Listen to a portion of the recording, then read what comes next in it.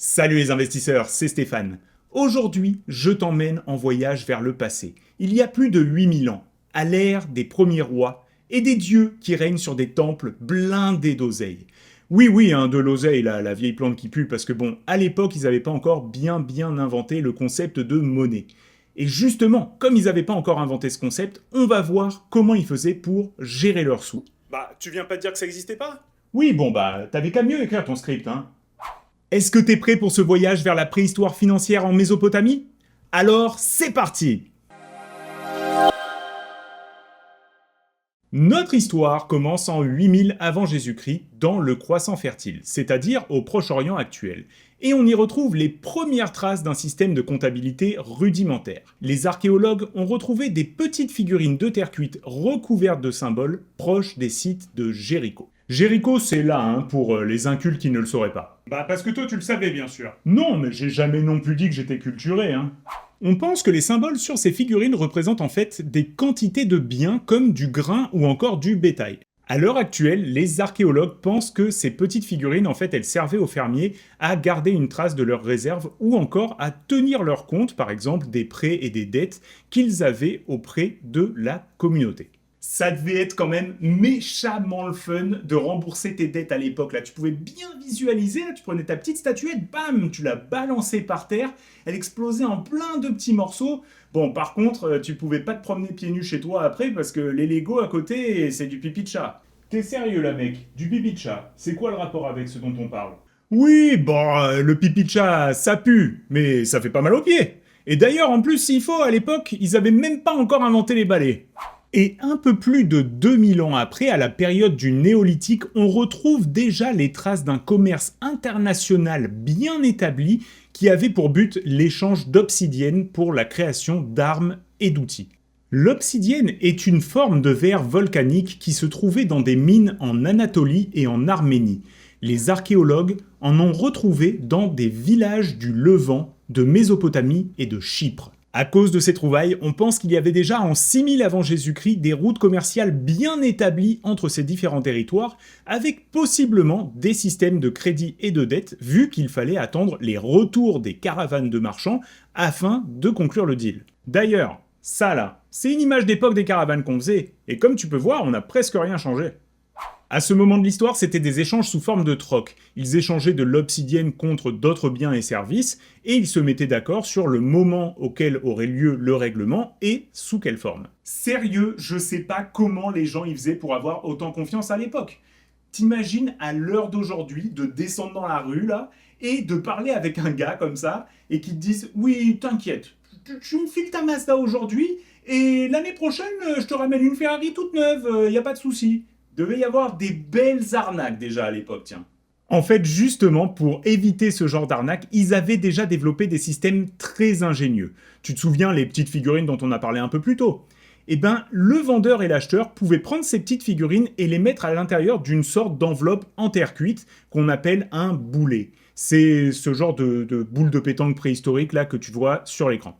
En fait, pour que ça marche, chacun mettait à l'intérieur du boulet les petites figurines qui représentaient ce qu'ils devaient à l'autre. Et une fois qu'ils avaient fini, eh bien, ils refermaient le boulet avec un cylindre lui aussi en terre cuite. Une fois que c'était séché, eh bien, le seul moyen pour réouvrir, c'était de casser la sphère. Et donc, on savait tout de suite s'il y avait quelqu'un qui avait essayé d'arnaquer l'autre. Et les petites figurines qu'on a retrouvées à l'intérieur des boulets, ils représentaient du bétail, du grain ou même encore de la bière. Et ça, avant même qu'on ait inventé l'écriture. Bon, en fait, moi, je suis quasiment sûr que le gars qui a inventé le boulet, c'était un barman. Parce que, avec tous les clodos qui devaient se promener à l'époque et qui lui disaient « T'inquiète, mec, t'inquiète, demain, je te réveille toutes les bières, mais alors, sur mon honneur, je te jure. » Et puis le lendemain, bien sûr, tous ces gars-là, ils s'en souvenaient jamais. Et donc, il a bien fallu qu'ils trouvent un moyen de prouver que ces mecs-là, ils doivent quelque chose. Et en fait, comme les gars se souvenaient jamais ce qu'ils avaient mis à l'intérieur des boulets, petit à petit, ils se sont mis à prendre les petites figurines qu'ils allaient mettre à l'intérieur et à les appuyer sur l'enveloppe de la sphère avant de les mettre dedans. Et ce genre de petits tampons qu'ils faisaient sur la surface, ça permettait de se rappeler le contrat qu'ils avaient passé entre eux. Et d'ailleurs, d'après l'historienne Denise Schmand-Bessera, ce seraient ces empreintes qui auraient formé la base de l'écriture cunéiforme qui apparaîtra plus tard en Mésopotamie. Les boulets seront d'ailleurs toujours utilisés lors du 3e et second millénaire avant Jésus-Christ, après l'invention de l'écriture sur les tablettes d'argile. Et à ce moment-là, eh bien, en fait, elles prendront plutôt une forme carrée ou rectangulaire pour contenir les tablettes. C'est justement au 3e millénaire avant Jésus-Christ que l'on commence à retrouver des tablettes avec un début d'écriture cunéiforme. À ce stade, c'est encore très basique, mais encore une fois, complètement lié au commerce. Je trouve ça fou quand même de se dire que les bases de l'écriture viennent de la compta et du commerce. Alors que bon, à l'heure d'aujourd'hui, si tu vas dans une fac de lettres et que tu demandes à n'importe quel étudiant de compter jusqu'à 10, le gars, il fait une crise catatonique sur le sol et t'es obligé d'appeler les ambulances. Donc non, crois-moi, de ce côté-là, les choses ont bien changé.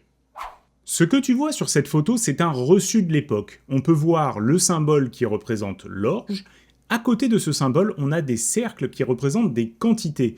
Et d'ailleurs, on a même un signe de qui a reçu cette livraison avec ce symbole qui nous indique que c'était une femme.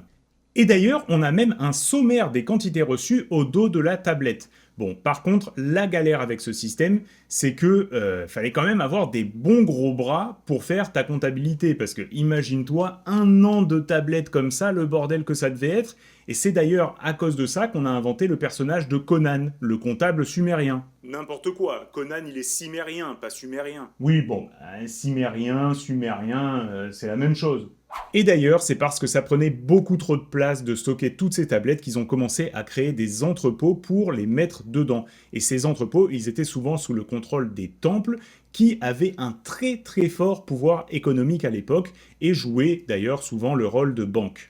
Et en fait, les temples étaient d'ailleurs organisés un petit peu comme une entreprise. Tu avais par exemple le dieu qui est représenté comme le PDG, et ensuite tu avais en dessous une structure de management avec les prêtres, etc., qui organisaient les activités, et encore plus bas, eh bien, il y avait des gens qui travaillaient justement pour le temple. Une des meilleures sources qu'on a retrouvées sur le rôle des temples est une archive de 1800 tablettes qui appartenait au temple de la déesse Baou dans la cité de Girsu. Cette archive, qui date de 2400 avant Jésus-Christ, montre que le temple était propriétaire de nombreuses terres et les utilisait pour l'agriculture et pour la pêche. Au fur et à mesure que le temple accumulait des surplus de production, ils s'en servaient pour le commerce et pour développer leurs activités. Par exemple, ils se sont lancés dans la fabrication de textiles qui était un des commerces les plus fructueux à l'époque. Et on a retrouvé dans les archives qu'ils avaient plus de 6000 ouvriers dédiés à la fabrication des tissus, quasiment que des femmes et des enfants. Et après on râle sur le travail en Chine, alors que quand on regarde l'histoire, en fait, les enfants, ils ont quasiment toujours bossé. Petit à petit, ils ont accumulé tellement de capital dans les temples qu'ils ont fini par investir dans une flotte de bateaux pour faire du commerce de plus longue distance et ont créé de nombreux entrepôts pour stocker leurs marchandises. Et ça a posé les bases d'un commerce durable entre les différentes cités-États. Comme je t'avais expliqué un peu plus tôt, les temples servaient aussi de banque à l'époque, et ils utilisaient une partie de leurs réserves pour faire des prêts, par exemple à des fermiers ou à des artisans. Et grâce à ça, eh bien, ils aidaient à produire des articles de luxe faits de cuir, de bois, de pierre ou encore de métal. Bon, quand on parle de prêts à l'époque, va pas t'imaginer que les gars repartaient avec un virement sur leur compte. Comme la monnaie n'existait pas en 3000 avant Jésus-Christ, eh bien, les prêts étaient toujours basés sur le troc. Par exemple, un fermier venait emprunter du grain au temple, et à la fin de la saison, pour rembourser, eh bien, il donnait une partie du grain récolté. Et en fait, comme le prêteur s'attendait à ce que les grains prêtés produisent une récolte abondante, c'est ça qui a lancé le concept des taux d'intérêt sur le prêt.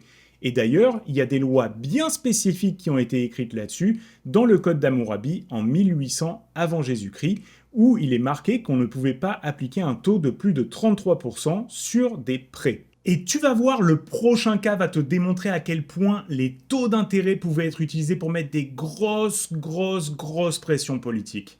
Mais avant ça, faut que je te parle de cette autre loi du Code d'Hammurabi. Tu vois, c'est pas moi qui le dis, hein, c'est le Code d'Hammurabi, mais je serais toi, je cliquerais quand même vite sur le bouton parce que les Cimériens, ils sont pas commodes. Je t'ai déjà dit que c'était les Sumériens, bordel. Oui, allô? Oui. Ah, d'accord, oui. Oui, je vais lui dire. Oui, bien sûr. Alors en fait, on me fait me dire que on s'en fout de ton avis et qu'on t'a rien demandé et que tu peux donc retourner faire ton montage tranquillement. Donc là, tu vois, ce truc qu'on dirait un petit peu le vieux vase sur l'étagère de ta grand-mère, eh bien en fait, non. C'est un document qui date de 2400 avant Jésus-Christ et qui commémore la victoire de la cité de Lagash contre la cité de Houma. En fait, dans le sud de la Mésopotamie, à l'époque, il y a plein de cités-États comme ça, toutes indépendantes les unes des autres, mais liées par la même langue, la même culture et les mêmes dieux. Et donc ces deux cités de Lagash et de Houma, elles ont en fait beaucoup grandi et leurs frontières ont fini par se toucher. Et c'est à ce moment que Houma s'est approprié des terres irriguées pendant plus de 2 générations, et ça, les gens de Lagash, ils ont pas du tout aimé. Au final, ils ont fini par se mettre sur la gueule. Et quand Lagash a fini par gagner la guerre, ils ont demandé réparation pour les terres que Houma s'était appropriées. Et donc là, si on lit le texte, ça nous dit « Le leader de Houma a emprunté un gourd d'orge du Nanché et tout l'orge de Ningurchu et nous doit donc un intérêt de 662 000 tonnes d'orge. » Tu sais lire le sumérien, toi? Bah bien sûr, je suis archéologue comme mon père. D'ailleurs ça, c'est une photo de nous, côte à côte. N'importe quoi, sérieux, c'est même pas le même chapeau. Ouais, mais ça c'est parce que Indy c'était une pince, même son chapeau il l'a pas légué. D'ailleurs, s'il avait été sumérien, c'est un truc comme ça qu'il aurait mis dans le boulaï de son testament. En fait, ce qui est super intéressant avec ce document, c'est que Entemena, le leader de Lagash, décrit l'appropriation des terres par la cité de Houma comme si c'était un prêt que Lagash leur avait fait pour les terres et pour le grain pendant une période de 80 ans. Et pour ça, eh bien, il demande un taux d'intérêt de 33,3%. Et ça, c'est un des premiers cas documentés de calcul des intérêts composés de l'histoire. En fait, Lagash abuse carrément sur le taux d'intérêt imposé au maximum permis par la loi. Et tout ça, eh bien, c'est juste pour dire à Houma, check, vous nous devez tellement de dettes que vous pourrez carrément jamais repayer. Et c'est pas du tout innocent comme manœuvre. Parce que, en Mésopotamie, à cette époque, il y a un concept d'esclavage pour dette. En gros, si tu ne peux pas repayer ta dette, eh bien, tu vas devoir travailler pour ton créancier gratuitement, possiblement pour le reste de ta vie. Et donc, Lagash, grâce à cette manœuvre, a gagné un contrôle politique total sur la cité de Houma en utilisant la finance pour arriver à ses fins. Pour en revenir maintenant au business en Mésopotamie, on a vu tantôt que les temples géraient une grosse partie du business et en fait avec tous les documents historiques qu'on avait retrouvés, on pensait pendant très longtemps que c'était vraiment eux qui avaient le monopole sur le commerce en Mésopotamie. Mais en réalité, il y a beaucoup plus de nuances à mettre là-dedans. En fait, durant la période assyrienne du second millénaire avant Jésus-Christ, la cité-État d'Achour avait établi un système de commerce très sophistiqué. Les marchands voyageaient avec des caravanes remplies de textiles et d'étain jusqu'en Anatolie pour échanger leurs marchandises contre de l'argent et d'autres métaux. Pour couvrir la distance, il leur fallait jusqu'à 3 mois de voyage. Et c'est d'ailleurs à ce même moment que l'économie se monétise en Mésopotamie. L'argent n'a pas beaucoup d'utilité, à part décorative, mais les Assyriens ont commencé à l'utiliser dans leurs échanges commerciaux, même si à l'époque on est encore loin des pièces de monnaie que l'on connaît aujourd'hui. En fait, tout se fait au poids, et cette unité est appelée le shekel, un mot encore utilisé de nos jours. Une fois arrivés, les marchands s'établissaient dans des villes commerciales d'Anatolie comme la cité de Kanesh. Et c'est d'ailleurs dans cette cité que l'on a fait des découvertes importantes qui nous permettent de bien mieux comprendre le business de l'époque. Ces familles de marchands étaient bien organisées. D'un côté, les hommes assuraient le transport des marchandises et la vente dans les cités commerciales d'Anatolie, pendant que les femmes restées au bercail s'occupaient de gérer le business et d'assurer la production. Et ça, on le sait grâce à plus de 23 000 tablettes retrouvées dans la cité de Kanesh dans lesquelles figurent des lettres échangées entre les marchands et leurs femmes. Souvent, les hommes fondaient une deuxième famille dans les comptoirs commerciaux, histoire bien sûr de se faire un petit peu plaisir tant qu'on y est, ils n'allaient pas non plus passer 6 mois de l'année sans rien faire. Alors même si bien sûr à l'époque il existait déjà des traités entre les villes de Kanesh et d'Achour pour réguler le commerce et collecter les taxes, eh bien L'organisation de ce commerce reposait principalement sur des marchands privés, que ce soit pour l'organisation des caravanes, la production ou encore la vente des biens. Et ça, eh bien, ça nous montre que déjà à l'époque, il y avait une forte diversité de classes sociales en Mésopotamie. Et d'ailleurs, ces riches familles prêtaient elles aussi de l'argent, comme le montre cette tablette qui est en fait un règlement de dette. On peut même voir la signature de plusieurs témoins et qui était elle-même scellée dans un boulet. Et à l'époque déjà, c'était très important d'avoir des témoins lors de la signature des contrats. En fait, ils avaient la même utilité que le notaire de nos jours, c'est-à-dire qu'en cas de litige entre les deux parties, eh bien, ils pouvaient être appelés par les autorités pour confirmer ce qui avait été décidé. Et pour en revenir aux femmes, on a déjà vu qu'elles géraient une partie importante du business dans ces familles de marchands, mais on va voir maintenant qu'elles pouvaient encore faire beaucoup plus. Si on retourne maintenant dans le sud de la Mésopotamie durant l'ère babylonienne, c'est-à-dire environ en 2000 avant Jésus-Christ, on retrouve l'émergence d'un groupe de femmes appelées Naditum. Les Naditum, ça vient du verbe nadum qui voulait dire s'allonger. Wow, t'es sûr tu veux parler de ça sur YouTube là? Non, mais oh, de suite, c'est pas du tout ce que tu penses, attends. Les Naditum, en fait, c'étaient des prêtresses du dieu solaire Shamash dans la ville de Sippar, à pas confondre avec la ville de Slibar, qui se trouve, elle, beaucoup plus au sud. Souvent, ces femmes héritaient de leur famille, des terres, de l'argent ou encore des esclaves, et s'en servaient pour lancer leur business. Mais là où ça devient vraiment intéressant, c'est que ces femmes s'organisaient en groupe, et c'est le groupe en tant que tel qui se chargeait des activités de l'entreprise comme louer les terres, collecter les loyers ou prêter de l'argent. C'était un peu comme les propriétaires fonciers ou les banquiers de l'époque. Et ce qui est encore plus fou, c'est que le groupe en tant que tel devenait une entité morale à part entière dans les contrats. Et ça, c'est un des premiers cas documentés d'entreprises privées. Tout ça a donné naissance à des contrats qui décrivent comment sont distribués les profits à l'intérieur du groupe. Et on a même ce document qui relate la transaction de biens immobiliers entre deux groupes de Naditum, un des premiers contrats d'achat-vente entre des foncières immobilières.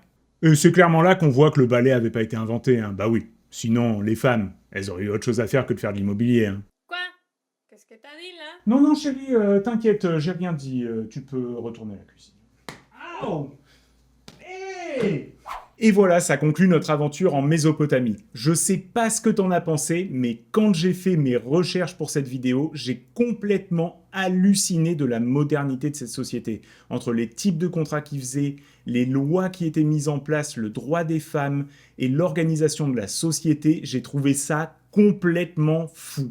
Bien sûr, si tu veux en savoir plus sur le sujet, je te laisse les liens de mes sources dans la description et un gros merci au professeur Will Gottsman de l'université de Yale qui a fait un beau travail de vulgarisation sur le sujet qui vaut vraiment le détour. J'espère que ce nouveau format t'a plu. D'ailleurs, dis-moi en commentaire où est-ce que tu voudrais qu'on s'en aille la prochaine fois. Et puis, si tu veux me laisser un gros like pour le travail que j'ai fourni et t'abonner à la chaîne, ça me fera super plaisir. Et bien sûr, si tu veux en savoir plus sur la finance, eh bien tu peux regarder la vidéo qui apparaît sur ton écran à l'instant.